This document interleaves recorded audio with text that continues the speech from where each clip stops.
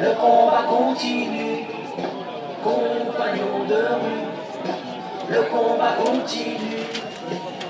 Je laisserai les camarades parler particulièrement pour Sainte-Soline, mais je voudrais rappeler que les violences, elles s'exercent au niveau du patronat, sur l'ensemble des salariés, dans toutes les boîtes. Et je crois que Sainte-Soline est vraiment une réussite de ce côté-là, quoi. Il y a vraiment 30 000 manifestants qui sont venus pacifiquement pour se poser ce genre de questions, de savoir comment, à l'avenir, on va gérer l'alimentation et l'écologie et faire en sorte que tout le monde puisse vivre décemment. Là, du coup, le rassemblement de ce soir, c'est principalement contre les répressions policières. Pour moi, comme j'étais à Sainte-Soline, c'était important à la fois de retrouver du monde ce soir et aussi de continuer à me mobiliser pour ça. J'avais besoin de me sentir active contre un projet qui me paraît complètement insensé et qui n'a pour moi vraiment pas lieu d'être. Et de retrouver des personnes avec qui j'avais envie d'en parler, j'avais envie d'agir. C'était une vraie volonté d'action. Le combat continue, compagnons de rue. Le combat continue. Faut remettre les choses dans leur contexte. Ça faisait 30 minutes que l'on regardait passer le cortège. C'était complètement dingue ce monde, vraiment impressionnant. Une masse de personnes, autant à l'avant qu'à l'arrière, une fourmilière de belles personnes, venues lutter, soutenir, se battre, réfléchir, affronter, construire, s'exposer. Des personnes qui, pour certaines, quelques heures avant, risquaient leur vie en première ligne sur un champ de bataille. L'ambiance de guerre qui y régnait était lourde et effrayante. Des explosions toutes les 2 secondes, des lacrymos de tous côtés, des visages hagards, des visages déterminés, des masques, des lunettes et des parapluies pour lutter contre des armes de guerre. Médic! Médic! Médic! Médic! Médic! Tu as beau être préparé et savoir qu'il y aura forcément des blessés, quand cet appel à l'aide est lancé et relayé par toutes les personnes alentour, jusqu'à ce que les équipes fabuleuses des médics arrivent pour prendre en charge le ou les blessés, que cet appel survient de tous côtés, et beaucoup, beaucoup trop souvent, tu te crois un peu dans un cauchemar, et tu te sens tellement impuissant, impuissante.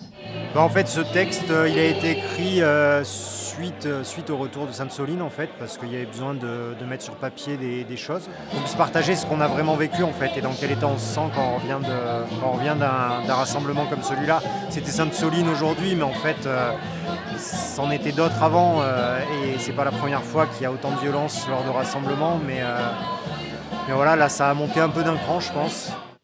Comme c'est difficile de se rendre compte, on a décidé de vous le faire écouter.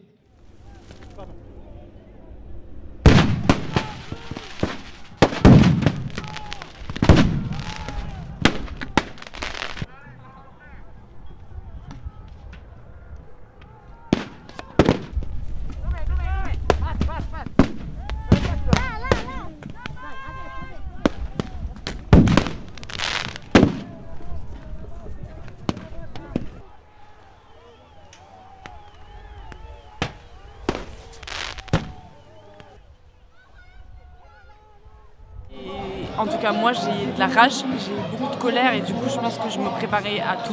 Et je sais que la violence monte et donc je ne savais pas que ça allait ressembler à un champ de guerre de cette sorte-là et je ne pensais pas qu'on serait accueillis de cette manière-là. Aujourd'hui, nous nous retrouvons devant ce même bâtiment d'État car nous avons vu encore et encore des camarades revenir blessés d'une manifestation pour la justice sociale. Ils demandaient avec détermination et amour du vivant le juste partage de l'eau. Ils y ont trouvé une attaque de gens armés. C'était assez énorme de voir tous ces gens en fait rassemblés pour cette cause en fait, pour le partage de l'eau, pour rappeler que l'eau c'est un bien commun. C'était aussi très effrayant de voir l'arsenal militaire, policier qu'il y avait en face pour protéger en fait une bassine qui est vide, quoi. C'est un cratère, c'est une digue. Ce soir, merci d'être là ensemble. Nous leur montrons que nous sommes unis et réunis et bien éveillés à leur stratégie. Nous leur montrons que plus ils déploieront leur force, plus ils souderont notre fraternité. Nous leur montrons qu'ils ne casseront pas notre liberté à nous regrouper pour nous exprimer. Il peut y avoir aussi un sentiment de frustration après un rassemblement comme ça, voir qu'on est 30 000 et qu'en fait, on est quand même vachement désorganisé. Il y a plein de choses ultra positives, mais il peut y avoir un sentiment de frustration aussi. Donc je pense qu'il faut qu'on se rende compte, qu'on construise l'avenir ensemble. À Sainte-Soline, il y avait beaucoup de discours qui faisaient le lien entre ce qu'on défendait là et le volet social des retraites qui est très vif en ce moment. Donc j'avais l'impression que les gens qui étaient là, il y en avait aussi qui sont aussi dans la rue pour les retraites. Donc j'ai l'impression que c'est un sujet qui, en ce moment, juste qui mobilise tout le monde. Oui, Serge a eu des problèmes judiciaires, comme la plupart des gens qui se battent contre l'ordre établi. Oui, Serge a participé à de nombreux rassemblements anticapitalistes, comme des millions de jeunes dans le monde qui pensent qu'une bonne révolution ne serait pas de trop, et que les millions de travailleurs et de travailleuses en lutte actuellement contre la réforme des retraites en France. Nous considérons qu'il ne s'agit là nullement d'actes délictueux qui saliraient notre fils, mais que ces actes sont au contraire tout à son honneur. Les parents de Serge.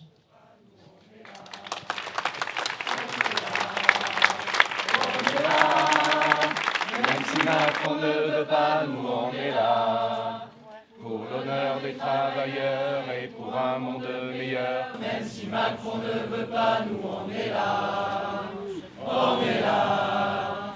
On est là. Même si Macron ne veut pas, nous on est là. Pour l'honneur des travailleurs et pour un monde meilleur. Même si Macron ne veut pas, nous on est là. Τώρα καμάρι και φόρετε τα γιασάρα